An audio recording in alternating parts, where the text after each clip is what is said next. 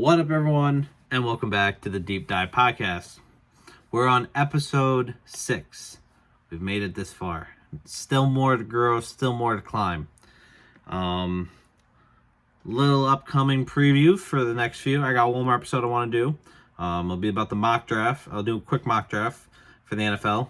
And then we're going to get into our nice little detailed segment of a couple. It's going to be a main topic. Going into it's going to be about high school, my high school experience, and it's going to be a little bit. And we also got some guests coming up here shortly. Today's episode, we're going to talk about vlog and vlogging. Now, as I said before, I have in my notes all the videos I want to do and ideas I have and how I want to do them. So it's a big, long list of notes. And it's like, well, I've vlogged. Why don't we talk about vlogging? So, how I got into vlogging was in Christmas of 2016, I went on a cruise. And either the end of the night or the next morning when I woke up, I did a little Snapchat 1-minute review and posted my story.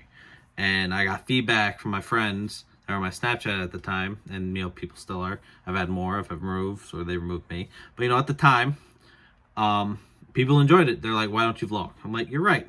I should. I was like, I never thought of it before. And then I had the thought.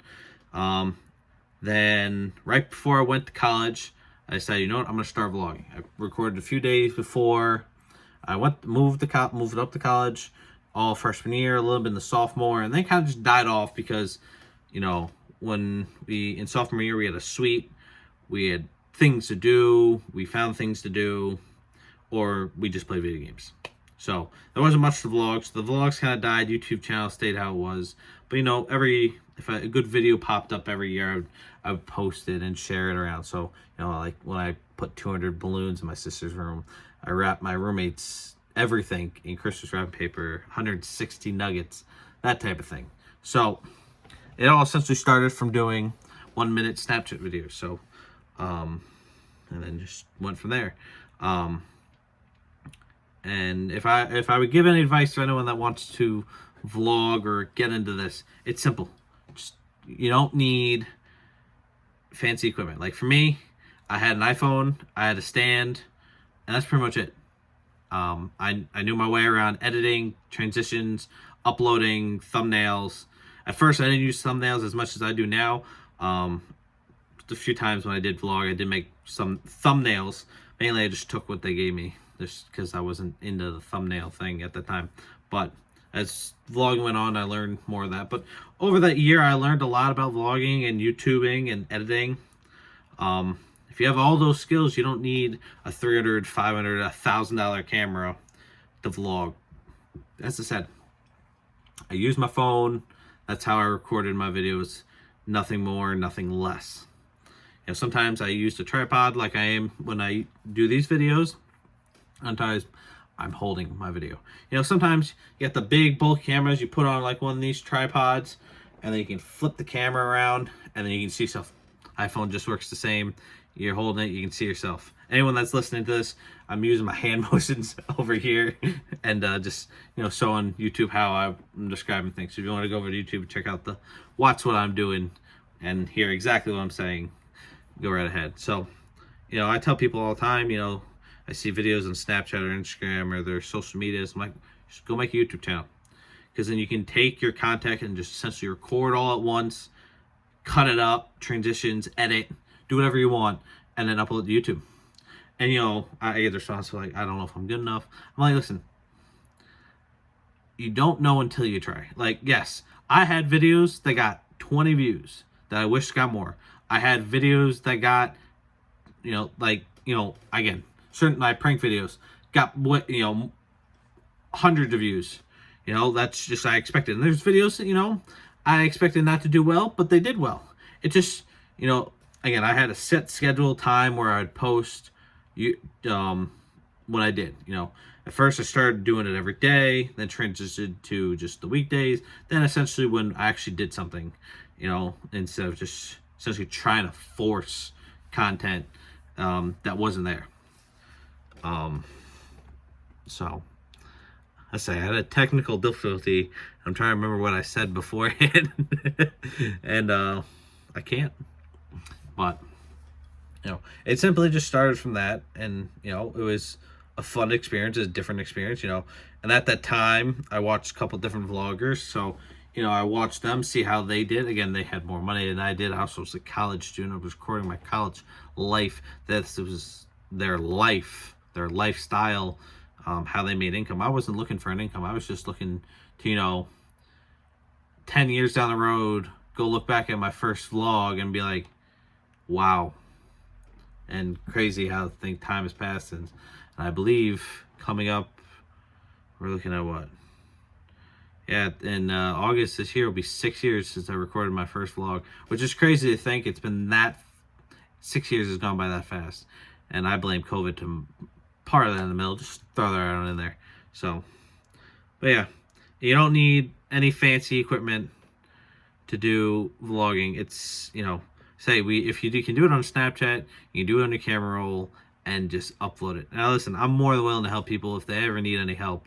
I say over the years, I said I've paid my dues and paid my money to have what I have. YouTube is simple as can be, but I got Photoshop I pay for, to make my thumbnails even better, attract more attention. I've increased my social media. I've followed more people that I feel like they should be following. The content I want to see on my pages is now what I'm following, not the stuff that I don't. Did see a tweet about that too.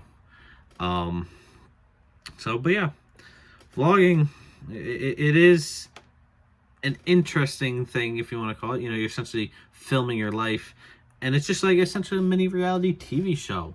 And personally, I hate reality TV. I really do. But people are interested in my life when I was on a cruise, and I was still in high school. Now I'm 8 hours away from my hometown, essentially starting a new chapter in my life.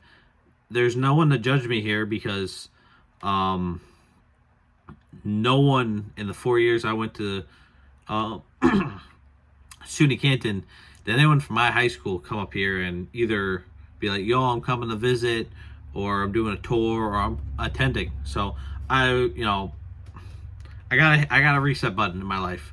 Not many people get reset buttons. I got a reset button.